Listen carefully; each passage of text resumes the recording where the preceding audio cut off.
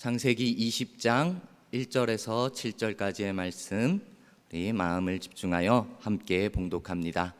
아브라함이 거기서 네게부 땅으로 옮겨가 가데스와 술 사이 그랄에 거류하며 그의 아내 사라를 자기 누이라 하였으므로 그랄 왕 아비멜렉이 사람을 보내어 사라를 데려갔더니 그 밤에 하나님이 아비멜렉에게 현몽하시고 그에게 이르시되 네가 데려간 이 여인으로 말미암아 네가 죽으리니 그는 남편이 있는 여자임이라. 아비멜렉이 그 여인을 가까이 하지 아니하였으므로 그가 대답하되 주여 주께서 의로운 백성도 멸하시나이까. 그가 나에게 이는 내 누이라고 하지 아니하였나이까. 그 여인도 그는 내 오라비라 하였사오니 나는 온전한 마음과 깨끗한 손으로 이렇게 하였나이다. 하나님이 꿈에 또 그에게 이르시되 내가 온전한 마음으로 이렇게 한 줄을 나도 알았으므로 너를 막아 내게 범죄하지 아니하게 하였나니 여인에게 가까이 하지 못하게 함이 이 때문이니라. 이제 그 사람의 아내를 돌려보내라. 그는 선지자라. 그가 너를 위하여 기도하리니 네가 살려니와 네가 돌려보내지 아니하면 너와 내게 속한 자가 다 반드시 죽을 줄 알지니라. 아멘. 오늘 말씀의 제목은 약함과 강하심이라는 제목으로 정했습니다. 이 약함과 강함이라는 이 말은 비교가 되는, 말로 설명하지 않아도 비교가 되는 그러한 내용입니다. 예전에는 이 약함, 강함이라는 말을 할 때, 특별히 강함이라는 말을 할 때는 육체적인 부분에 대해서 많이들 신경을 썼던 것 같습니다. 키도 크고 덩치도 좋고 한눈에 봐도 몸이 좋아 보이는, 튼튼해 보이는 사람을 보고 강해 보인다라고 이러한 말들을 많이 했었습니다.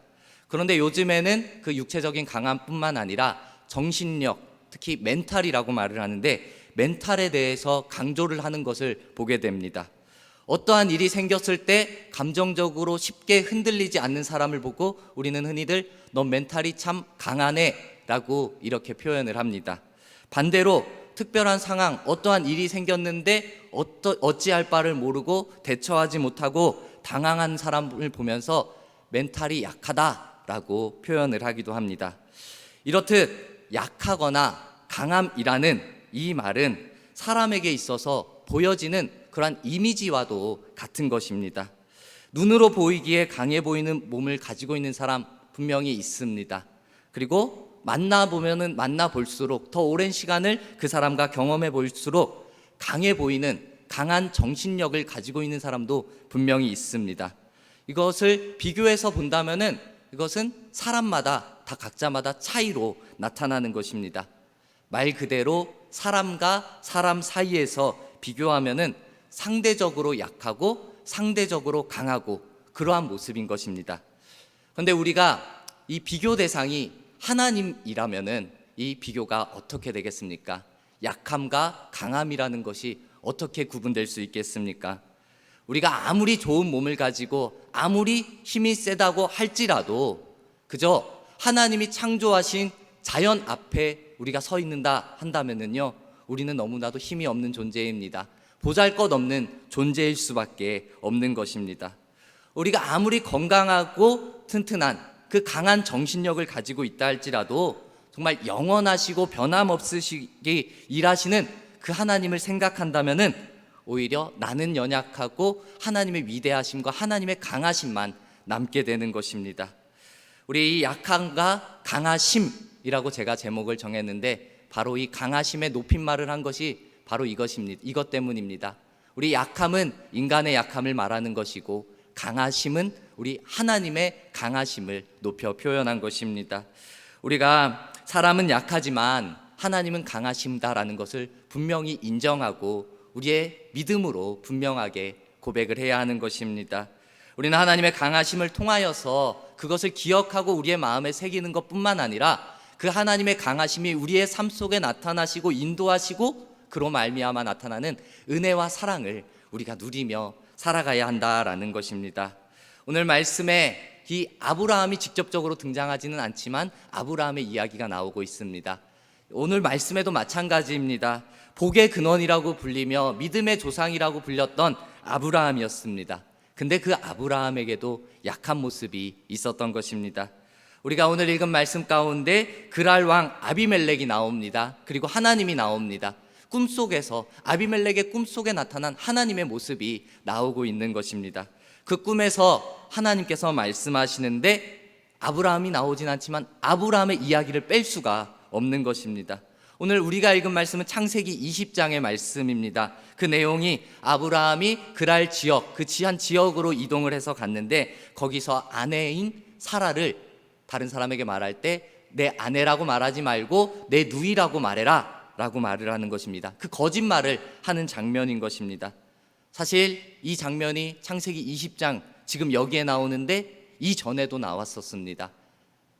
아브라함이 지금은 99세쯤 20년 전쯤에 75세 때에도 애굽 땅에서 애굽 왕 바로에게 이와 똑같은 거짓말을 했던 장면이 있었습니다.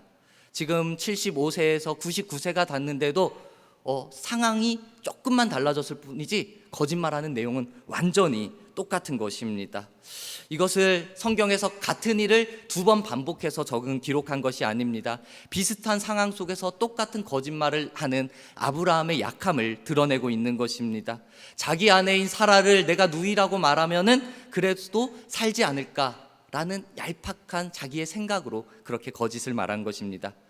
제가 거짓말이라고 표현을 했는데 아브라함이 거짓말을 반복하는 모습을 통해서 사실은 이 당시 시대와 문화적 배경 이러한 것들을 살펴본다면은 아브라함의 행동과 말들이 완전히 거짓말을 했구나 라고 이렇게만 생각할 수는 없습니다.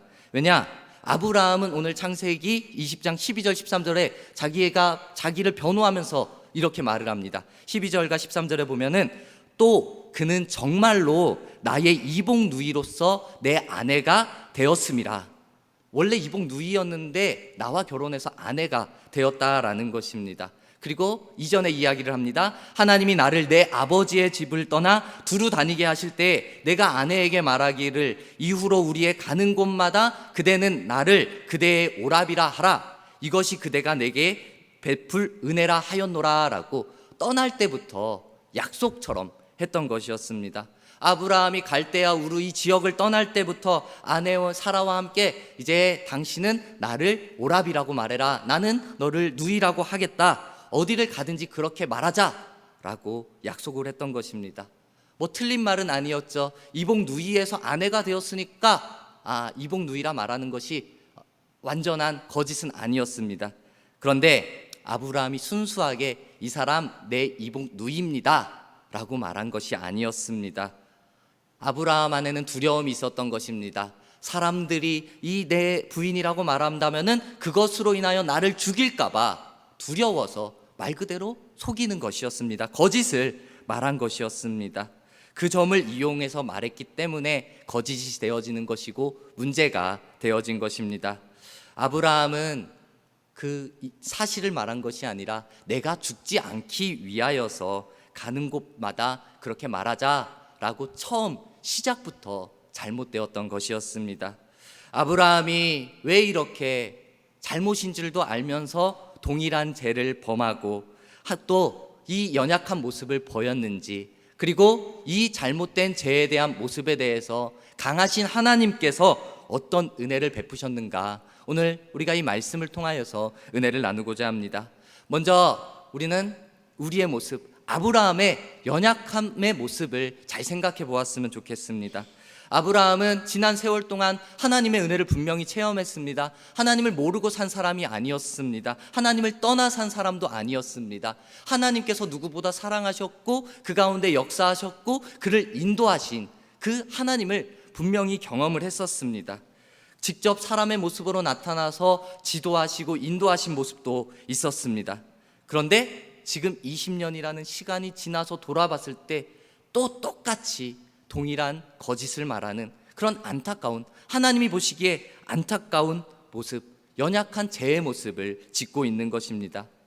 인간이 그러한 존재인 것 같습니다. 내 잘못을 인정하고 이해하고 하지 않으려고 하면서도 또 반복해서 죄를 짓고 잘못하고 연약하고 어리석은 이 모습을 가지고 있는 것입니다. 아브라함은 전에 범했던 분명한 거짓의 죄입니다. 그 거짓의 죄를 반복했는데 그에 대한 이유 또한 분명한 것입니다. 앞서 말했듯이 이복누이였으니까 그 거짓말, 그 이유가 아니라 그것은 바로 아브라함의 믿음의 모습에서 볼 수가 있는 것입니다. 아브라함은 어찌 보면 성경에서 믿음 있는 사람처럼 고백을 하는 장면도 있었습니다. 하지만 하나님을 바라보지 않고 그 하나님을 바라보는 것이 아니라 사람을 바라보며 두려워하는 모습이 분명히 있었습니다. 창세기 20장 11절에 보면 아브라함이 이르되 이곳에서는 하나님을 두려워함이 없으니, 여기까지는 괜찮습니다. 하나님을 두려워해야 되는데 이곳에는 하나님을 두려워함이 없구나, 안타까워할 수 있습니다. 그런데 이 다음 말이 참 연약한 믿음의 모습을 그대로 보여줍니다. 내 아내로 말미암아 사람들이 나를 죽일까 생각하였음이오라고 이렇게 말을 하고 있습니다. 지금 그랄 땅으로 간 것입니다. 그곳에 갔더니 많은 사람들이 있는데 자기가 스스로 무서워하는 겁니다. 이 사람들은 하나님을 두려워하지 않는다. 그래서 나 또한 몰라보고 나를 죽일까 봐 내가 염려가 된다. 이러한 마음이 들었던 것입니다. 맞습니다. 하나님을 모르는 사람들을 조심하고 경계할 필요는 그 당시에는 있습니다. 조심해야 되는 것 맞습니다. 경계해야 되는 것도 맞습니다. 그렇지만 이 자기를 지금까지 인도하시는 하나님을 생각한다면은 그 사람을 두려워하는 마음이 이렇게 크게 나타나서는 안 된다라는 것입니다. 지금까지 지켜주신 하나님이십니다. 지금까지 여기까지 인도해 주신 하나님이십니다. 근데 그 하나님의 은혜는 기억하지 못하고 지금 나를 죽이려고 하는 사람들만 보이고 있는 것입니다. 그래서 어떻습니까? 20년 전에 애굽에서 바로왕 앞에 거짓말을 했던 자신의 모습이 그대로 똑같이 변화없이 그대로 드러나는 것입니다. 20년 전에 애굽에서 자신의 잘못된 생각과 장깨를 의지하는 것보다 하나님만을 전적으로 신뢰하는 것이 옳은 방법이구나, 이것이 믿음이구나 라는 것을 그는 그때 경험했었을 것입니다. 근데도 다시 인간적인 두려움에 사로잡혀서 똑같은 잘못, 거짓을 범하고 마른 것입니다. 아브라함의 마음속에 사람에 대한 두려움이 생긴 것은 하나님만이 아브라함의 방패가 되어주신다라는 이 말씀을 그가 전적으로 의지하지 못한 것입니다. 온전하게 신뢰하지 못한 것입니다. 하나님이 내 편이 되어주시고 하나님이 나의 길을 인도해 준다, 이 확신만 있었다면요, 정말 사람에 대한 두려움이 사라질 수 있었을 것입니다. 그로 말미암아 거짓말을 하지 않았을 것입니다. 우리는 세상에 흔들리고 사람들에게 은해서 영향을 받으며 살아갈 수밖에 없는 그런 안타까운 인생들입니다. 하지만 우리 하나님이 우리의 분명한 인도자가 되어주신다라는 그 말씀을 의지한다면 이제는 우리의 삶 가운데, 우리의 인생 가운데 담대함의 힘을 분명히 얻을 수 있습니다.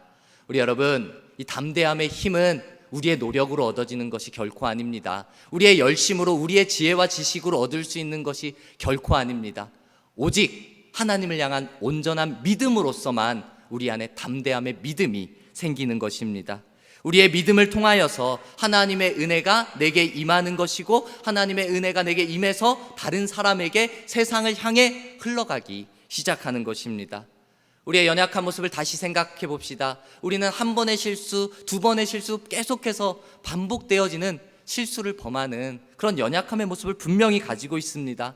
아브라함도 자신의 지난 경험을 통하여서 그 잘못을 알고 있었지만 또 반복하는 안타까운 실수를, 잘못을 반복했습니다.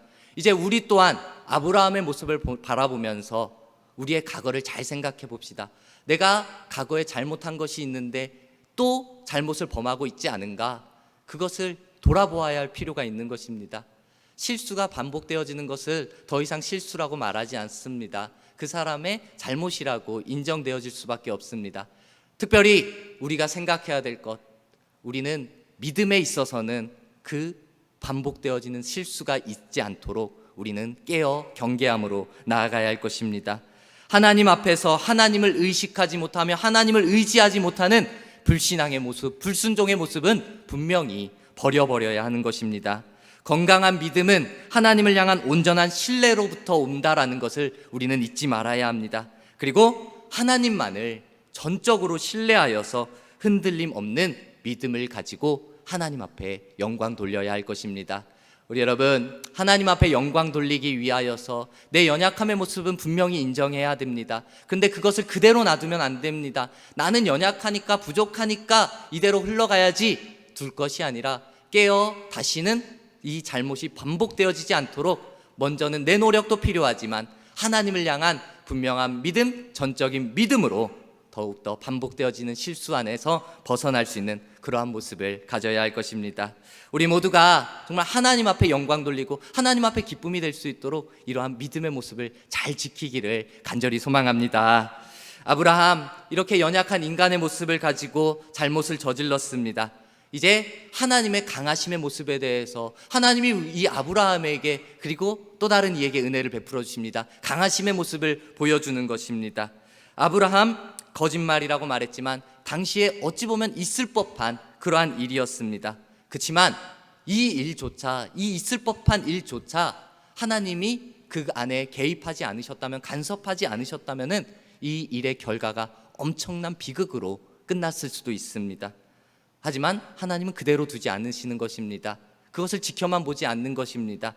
하나님의 능력의 하나님이시고 더 중요한 것, 약속을 지키시고 성취하시는 하나님이시기에, 신실하신 분이시기에 그 일을 막으시고 바꾸셨던 것입니다.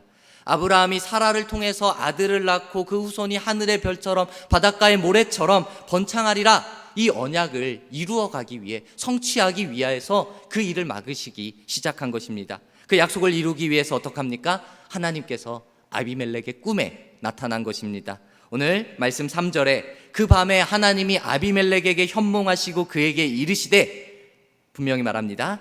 네가 데려간 이 여인으로 말미암아 네가 죽으리니 그는 남편이 있는 여자임이라 라고 하나님께서 아비멜렉에게 말하고 있는 것입니다.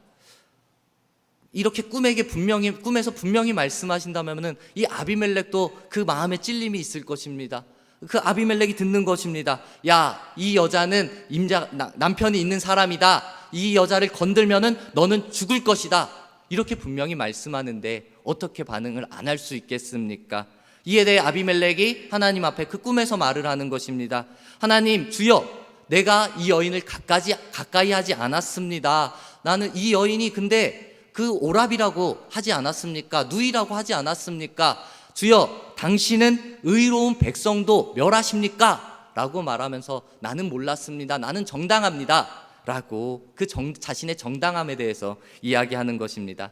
하나님은 이 말까지 무시하지 않습니다. 이 말에 대해서 다시 한번 응답하십니다. 6절에 하나님이 꿈에 또 그에게 이르시되 네가 온전한 마음으로 이렇게 한 줄을 나도 알았으므로 너를 막아 내게 범죄하지 아니하게 하였나니 여인에게 가까이 하지 못하게 함이 이 때문임이라 라고 말씀하여 주셨습니다.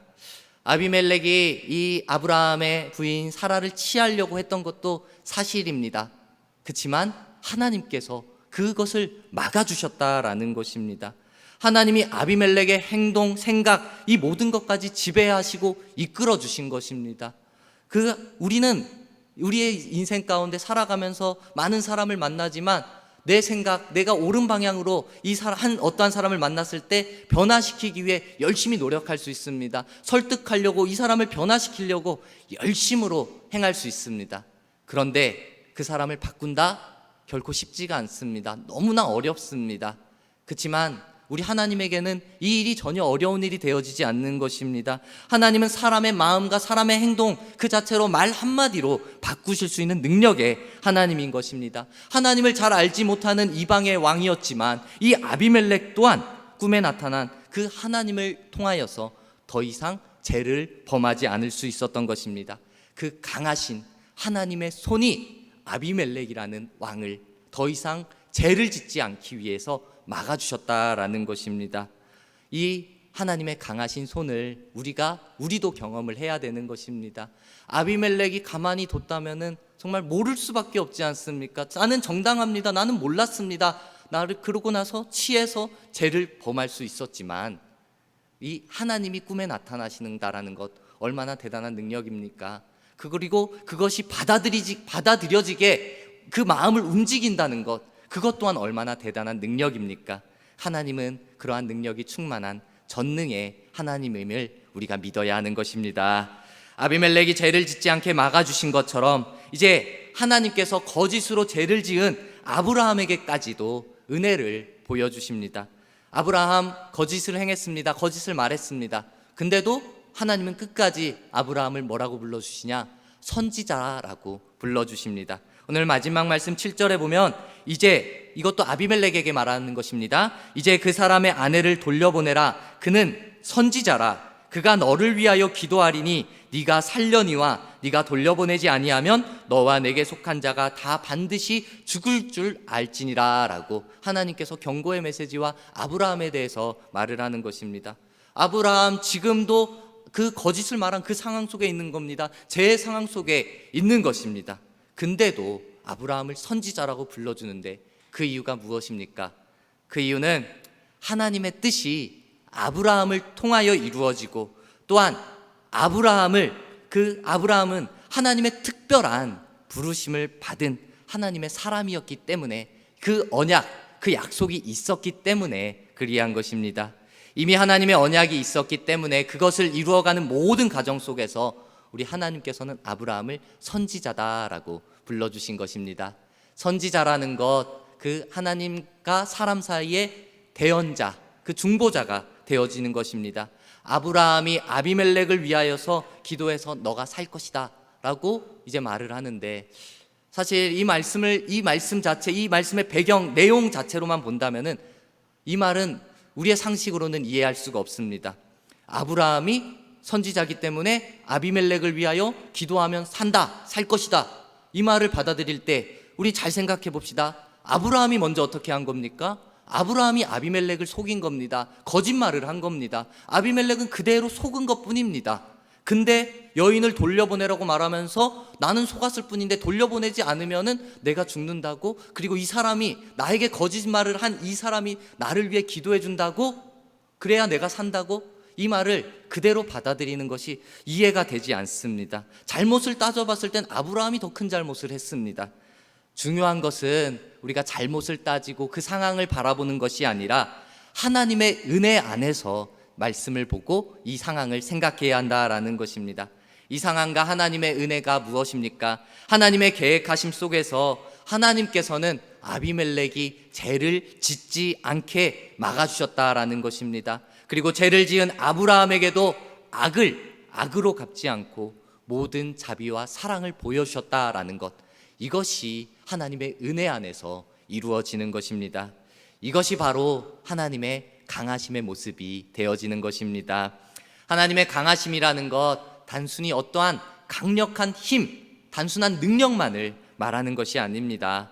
하나님의 강하심은 분명한 하나님의 계획 속에서 하나님의 뜻을 하나하나 이루어 가시며 그 가정 안에서, 그 가정 가운데에서 제한 없는 용서와 사랑을 베풀어 주시는 하나님의 크신 은혜, 이것이 바로 하나님의 강하심이다라고 말할 수 있습니다.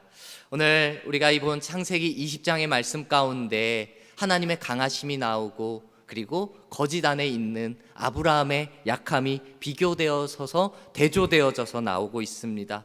우리 아브라함의 모습만을 생각해 본다면은, 오늘 모습 말고 그냥 아브라함 삶 전체를 바라본다면은 아브라함은 성경에서 존경받는 인물이었습니다. 하나님께도 인정받았던 인물이었습니다.